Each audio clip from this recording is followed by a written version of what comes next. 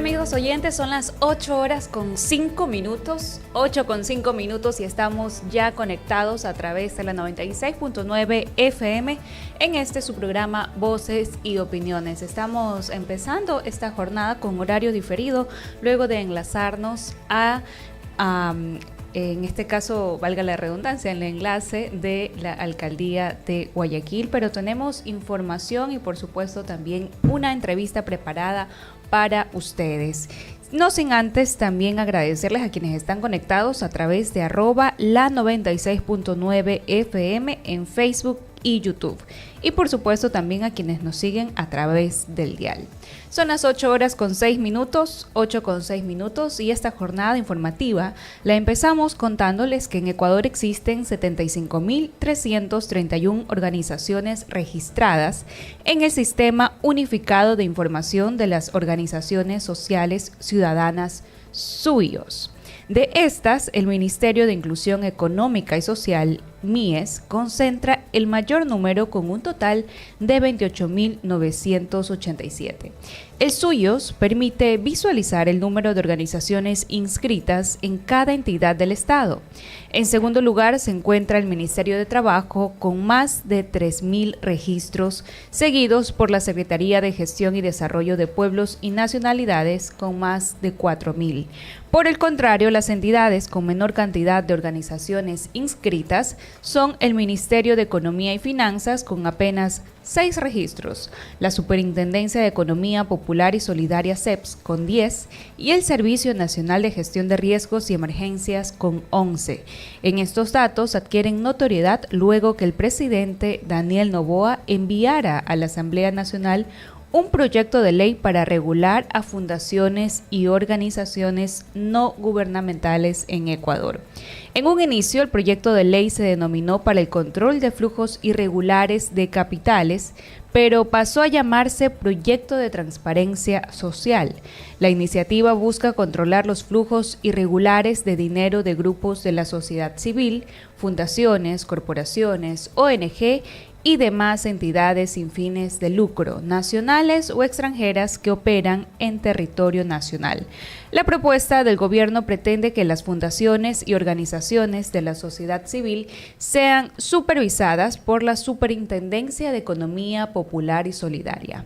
Se plantea que esta entidad ejercerá la vigilancia, auditoría, intervención, control, supervisión de las organizaciones de la sociedad civil, fundaciones, corporaciones, ONG, organizaciones comunitarias o entidades sin fines de lucro, sean nacionales o extranjeras que operan en el territorio nacional, para lo cual se regirá por las disposiciones de la Ley de Compañías, la Ley de Mercado de Valores, la Ley General de Seguros y esta ley propuesta.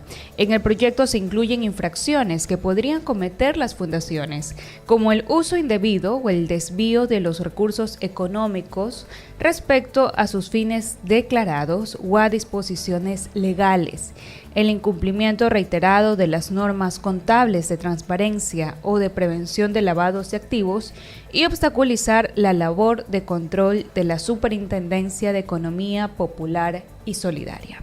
Son las 8 horas con 9 minutos y en tanto, aunque a finales del mes de julio algunas unidades de la refinería de Esmeraldas volvieron a funcionar, retomando paulatinamente el procesamiento de crudo, la capacidad de refinación de la planta volvió a marcar cero. La Gerencia de Refinación de Petroecuador reportó que la capacidad de refinación de Esmeraldas cayó a cero desde el pasado domingo 10 de agosto, según el informe publicado con datos de la capacidad operativa y stock de las refinerías del país.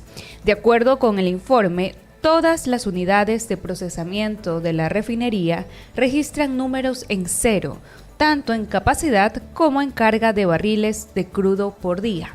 Las cifras se confirman con datos expuestos en la página web de la Agencia de Regulación y Control de Hidrocarburos ARCH, donde se muestra que hasta el 8 de agosto la refinería de Esmeraldas registró el 39,88% de capacidad utilizada.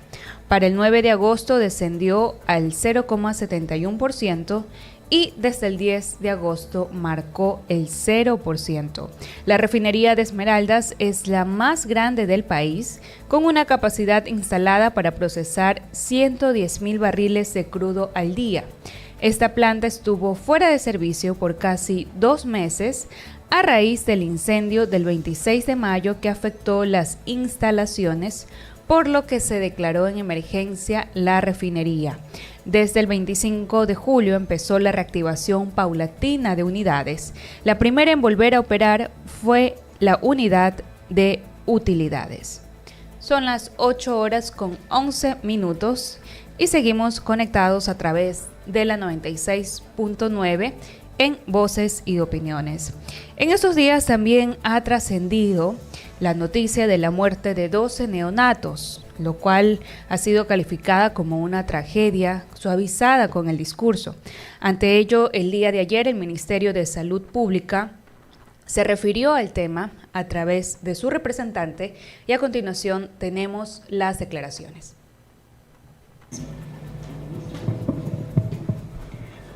Muy buenos días con todos. Hoy me dirijo a ustedes para hablar con la verdad, transparencia y firmeza que nos caracteriza. En estos últimos días hemos visto cómo la desinformación busca sembrar pánico y confusión en la ciudadanía ecuatoriana. Y quiero ser muy enfático en esto. No vamos a permitir que la mentira entorpezca nuestra labor. Por eso afirmamos categóricamente que la cifra alarmista de 18 neonatos que hayan fallecido es falsa. Póngale solo 2 minutos. Durante el mes de julio hemos tenido 12 fallecimientos por diferentes causas multifactoriales. Y voy a ser muy breve y conciso en explicarles esto. Quiere decir que son recién nacidos que tienen alguna complicación, ya sea pediátrica, neonatal o materna, y que nacen con un bajo peso al nacer o con la prematuridad o en muchos casos inmaturidad extrema, lo cual condiciona su estabilidad clínica. Dentro de estos 12 fallecimientos, 2 de ellos se ha evidenciado la presencia de la bacteria KPC. Y aquí es importante explicar que durante el mes de julio se emitió una alerta epidemiológica y se activaron los protocolos para evitar que esta bacteria pueda propagarse. Así que todos los protocolos fueron activados en el hospital y se han ido dando respuesta a estos. También desmentimos categóricamente que se hayan reutilizado cánulas para atender a los neonatos. Y para ser clarísimos en este punto, debemos de comprender que estos pacientes con inmaturidad extrema o con muy bajo peso al nacer no utilizan este tipo de dispositivos para su soporte ventilatorio, sino que utilizan otro tipo de dispositivos para poder otorgar el soporte ventilatorio necesario y que ha sido provisto por nuestra Casa de Salud. Frente a los 2 fallecimientos vinculados a la bacteria KPC, se han tomado decisiones en firme que ya es de conocimiento público para ustedes, además de una total colaboración con la investigación que ha iniciado la Fiscalía. Y quiero ser muy claro con esto. Estamos aquí decididos a enfrentar la realidad de nuestro sistema de salud con firmeza y decisión. No vamos a permitir que el sistema de salud siga captado por diferentes grupos que no comparten los intereses de todos los ciudadanos, que es tener un sistema de salud eficiente, transparente y seguro. Por eso también el Ministerio de Salud y la Armada del Ecuador van a trabajar juntos para que 3 de nuestros hospitales sean administrados por gerentes navales con la disciplina, transparencia y eficiencia que caracterizan a nuestras Fuerzas Armadas. Bueno, con estas declaraciones del ministro de Salud, también queremos contarles que efectivamente el Ministerio de Salud Pública compareció ante la Comisión de la Niñez por el caso de los 12 bebés fallecidos. Esto ocurrió en la Asamblea y también se determinó que la Armada del Ecuador se hará cargo de 3 hospitales públicos. Son las 8:15, 8:15 y vamos a dar paso a nuestra entrevista aquí aquí en Voces y Opiniones. Nuestro invitado es el doctor Alfonso Zambrano Pasquel, quien es jurista especializado en Derecho Penal. Él nos hablará acerca de la Ley de Solidaridad frente a la suspensión provisional aplicada por la Corte Constitucional. Ya está conectado con nosotros el doctor Alfonso Zambrano. Bienvenido a su espacio Voces y Opiniones, doctor. Muchísimas gracias. Buenos días. Es Diana, ¿no? Correcto, sí. Diana le saluda. Muy gentil, gracias por la invitación para, como siempre, conversar con objetividad específicamente sobre la actuación de la Corte Constitucional en referencia a la Ley de Solidaridad. Correcto. Así que, Diana, con usted me indique en qué línea, qué opinión cree usted que es oportuna, etcétera. Correcto. Empecemos hablando acerca del alcance jurídico de esta suspensión. Cuando hablamos de que existe un efecto, ¿no? ¿A qué nos referimos respecto a los artículos de la ley que están temporalmente suspendidos? ¿Cuál sería el efecto real de esta suspensión provisional? A ver, primero, la suspensión es una medida que puede ser admitida constitucionalmente, calificada, sí, como excepcional. Pero, mire, el Sistema Interamericano de Derechos Humanos prevé también la suspensión en determinados momentos por razones excepcionales. Menciono rápidamente uno, el caso Fermín Ramírez versus Guatemala del año 2005. Era un caso de pena de muerte. ¿Qué hizo la Corte Interamericana? Suspendió la ejecución para sustanciar el proceso y al final se determinó que Fermín Ramírez se había afectado su derecho a la defensa, una de las garantías del derecho al debido proceso. Si no hubiera aplicado la Corte Interamericana oportunamente la medida cautelar de suspensión de la ejecución, lo hubieran ejecutado. De nada hubiera servido si después le daban la razón estando muerto. Ahora bien, hay que reconocer también que no acostumbra la Corte Constitucional decretar la suspensión provisional de determinadas medidas, artículos, etcétera. En este caso lo ha hecho, y lo ha hecho porque ha considerado, y hay que admitir que se trata de una suspensión temporal, no es definitiva, y está referida a 4 artículos básicamente, que tienen que ver con el concepto de conflicto armado interno, grupos armados organizados, los bienes que se presumen como objetivos militares y el indulto presidencial diferido. Eso no significa que el articulado, el resto que ha sido también objetado, pueda o no ser declarado inconstitucional. E incluso esta medida provisional, ¿qué efecto trae inmediato? Que no pueden, de acuerdo con estas disposiciones suspendidas, no puede actuar incluso ni el Ejecutivo ni la fuerza pública cuando se trata de estos temas que están diferidos. Y merece algo una explicación, porque primero que se dijo una gran mentira cuando se dijo que gracias a la Ley de Solidaridad e Inteligencia se había encontrado a Fito y gracias a eso se lo había extraditado. Ese fue un bluff político, eso no es verdad. Se venía trabajando allí y se logró el objetivo y está bien que haya sido extraditado. Ahora, ¿qué es lo que pasa? Tal vez lo que el gobierno incluso ha reclamado, ha dicho que el momento que la Corte ha declarado la suspensión de la definición de conflicto armado interno, entonces ya no pueden combatir a la delincuencia. Eso es una mentira política y nada más. Y voy a explicar por qué brevemente. Mire, la Corte, ¿qué es lo que dice? Que el conflicto armado interno no es una cuestión que depende de una definición, o sea, dice, no es una cuestión jurídica, es una cuestión fáctica, o sea, los hechos ponen en evidencia que hay un conflicto armado interno.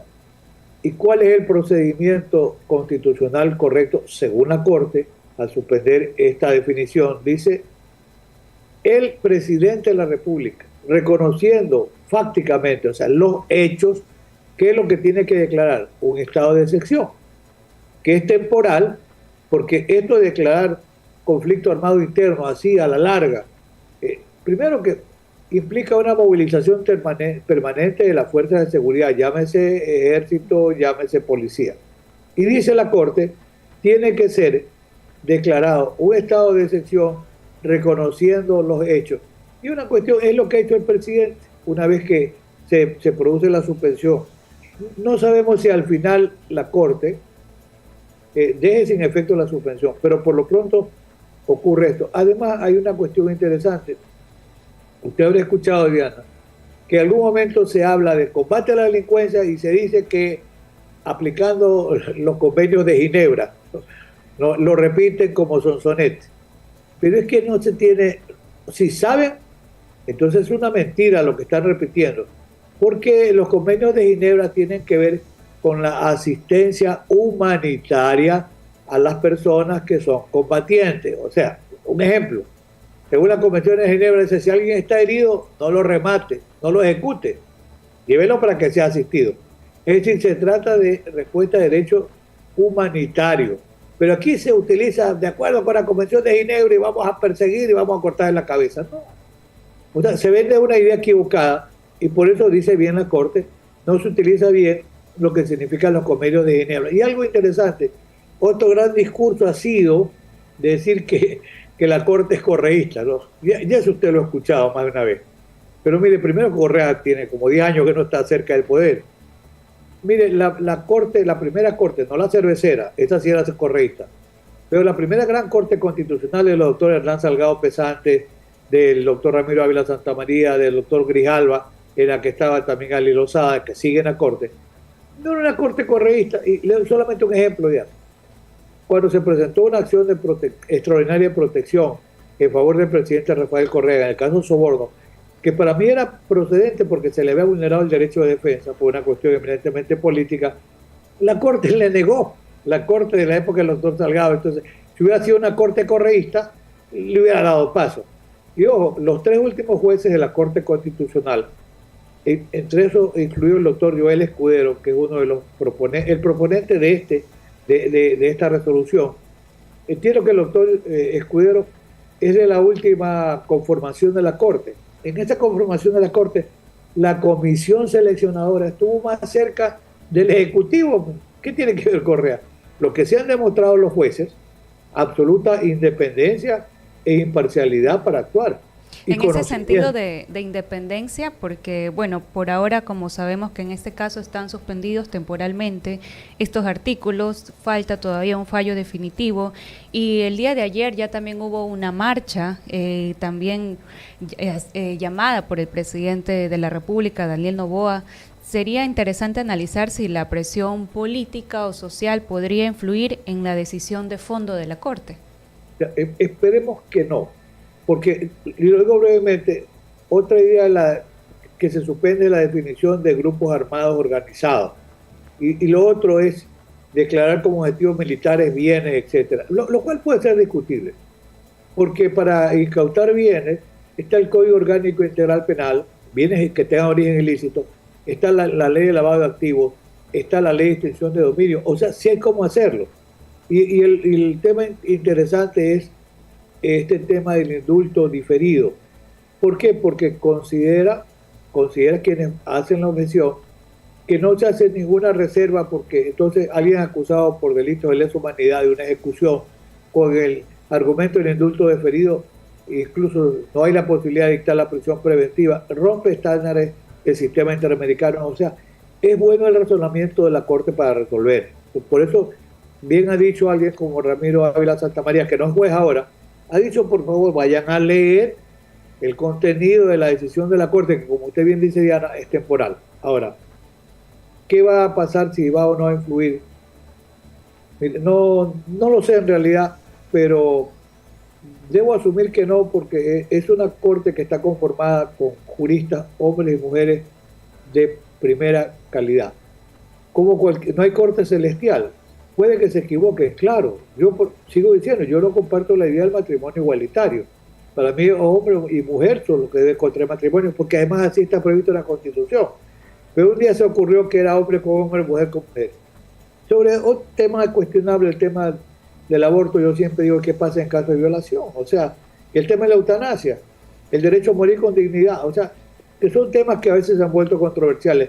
Pero es una buena Corte, sin riesgo que se puede equivocar. Entonces, la presión, claro que se da, pero fíjese usted, Es el país en este tema de opinión sobre la actuación de la Corte Constitucional, la de hoy, la presente, en el país hay opiniones divididas. Y el sector oficial es el que trata de la peor manera. Incluso yo le escuché a la ministra de Gobierno, Saya Rovira, acompañada del presidente de la Asamblea, que supuestamente va a ser la Asamblea el juez, si es que pasa la consulta, que conozca un juicio político. Esta es una crónica ya de una destitución anticipada, pues. Sí, eso igual también es otro tema a profundidad que nos gustaría analizar más adelante, pero en cuanto al tema nuevamente de la ley de solidaridad, a su juicio, doctor Zambrano, ¿qué tan alineada estaba esta ley con la Constitución antes de esta suspensión? Es que esta ley, no solo lo de la unidad de materia, ya no queda duda y ni siquiera lo ha tocado la Corte. La unidad de materia tiene que tratarse, si es económica urgente. Estas son leyes de seguridad en realidad. Incluso porque las tres leyes de alguna manera van de la mano. La ley de inteligencia. La ley de inteligencia en su estructura normativa data de la época de Correa. Sí, la revivieron y la pusieron a andar. Pero mire, sin duda que hay violaciones constitucionales que afectan la legalidad. Ahora, ¿puede declarar la Corte la inconstitucionalidad total de una ley? Sí. ¿Puede declarar la nulidad? También. La falta de valor parcial también. ¿Qué es lo que a veces hace la Corte? Eso es una buena... La presión, sí, pero en el país los sectores académicos de mayor conocimiento, primero se oponen a esta presión mediática que con recursos públicos se ha desplazado a funcionarios, a empleados de todo el país para llegar, no sé, creo que a 70.000 personas, etcétera. Se ha puesto la cara en vallas, lo cual afecta sin duda a la integridad a la persona. O sea, no, si este es un Estado constitucional de derecho y de justicia, no se está respetando la dignidad de los jueces. Y esta ha sido la queja o el reclamo de la Federación Nacional de Abogados. Lo más importante constitucionalista de Ecuador se ha pronunciado en favor de respetar la independencia, la autonomía de la Corte Constitucional, que es el último gran bastión que tiene un Estado de Derecho. Tan grave es el tema que internacionalmente hay una comisión de Naciones Unidas, donde está entre otros el doctor Diego García Sayán, impresionado por la presión mediática y la serie de ofensas que sigue recibiendo la Corte Constitucional. O sea, internacionalmente el Ecuador tiene una pésima imagen por no respetar la independencia de la Corte Constitucional. A cambio de eso, claro, CNN en inglés subió un video donde, ¿qué dice? Ecuador, la autopista del narcotráfico. Y están preocupados el ministro del Interior y el ministro de Defensa, pero es que esa es la realidad. Esa es la realidad. Ya la BBC de Londres hace 4 o 5 años, y es la investigación que yo hago en el ámbito criminológico, ya calificó a Ecuador como la autopista de la cocaína en América Latina. No es primera vez. Entonces, frente a eso, como usted dice bien, hay bastante espacio para comentar. A mí me parece, y ya lo digo, positiva la declaración del presidente Donald Trump de poder desplazar efectivos militares para el control de la droga. Bueno, él dice también además del terrorismo, que es un híbrido ahí que usted tiene que entenderlo de esa manera. Hay terrorismo y hay droga. Y eso me parece que son temas interesantes, o sea, que el Estado debe sin duda utilizarlos bien, pero la verdad es que se afecta la imagen del Ecuador internacionalmente cuando hay un acoso a los jueces de la Corte Constitucional. Sin duda que sí. Son las 8:29 y el tiempo nos ha quedado corto, doctor Zambrano, para poder seguir hablando de esta ley de solidaridad que ya tiene una suspensión provisional, pero que en todo caso estaremos nosotros pendientes más adelante si será un fallo definitivo, si quizás haya algún cambio y también, ¿por qué no tenerlo con nosotros aquí en Voces y Opiniones para seguir analizando este tema, doctor?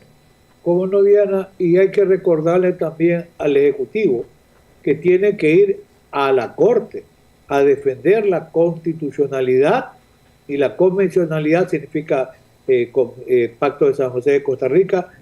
¿De qué? De estas propuestas de ley. La pelea no está en las calles, no es de tirar piedras, no es de ofender a los magistrados con vallas.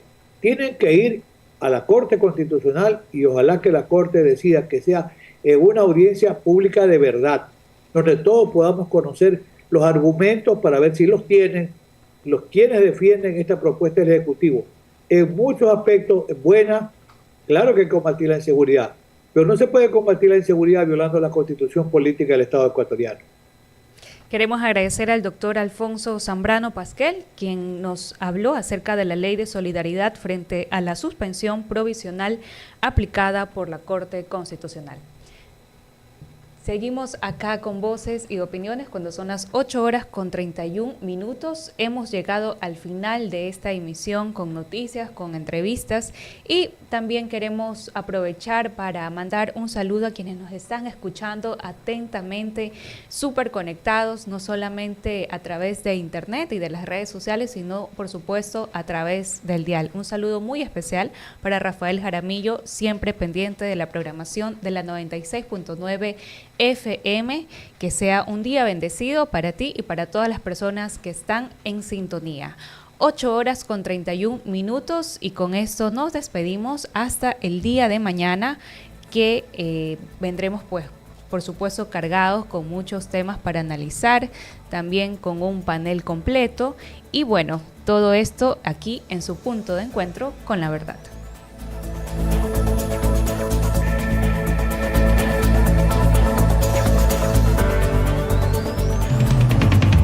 La información con un contexto inigualable y diferente.